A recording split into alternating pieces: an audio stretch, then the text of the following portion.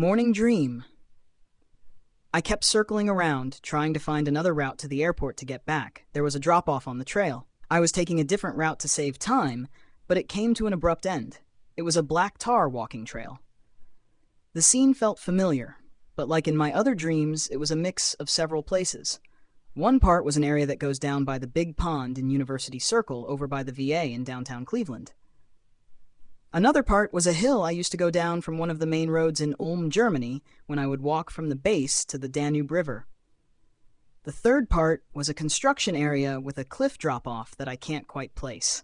All these locations meshed together, and there was an airport right there because jumbo Boeing jets were flying overhead, very low.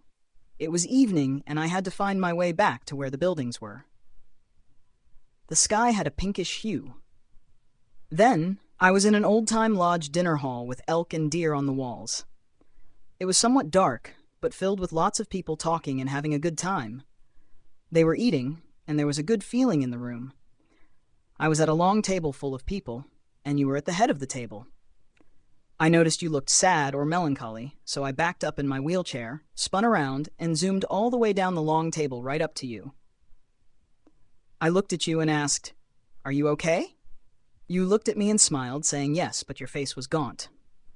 Then your sister came up behind me and asked me a question about whether this Korean person did the same thing as another Hungarian person, something about music. I said yes, and she thanked me and walked away.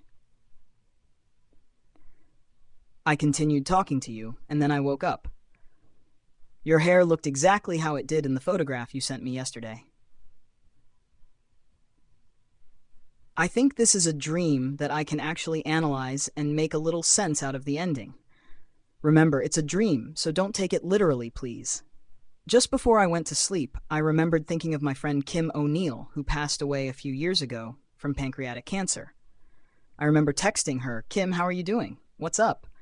And she texted me back, "I was just at the doctor's. They diagnosed me with pancreatic cancer." That was really messed up. She was young, with 3 children, the oldest going into college. Anyway, texted her all the time, sent her photos, and she sent me selfies.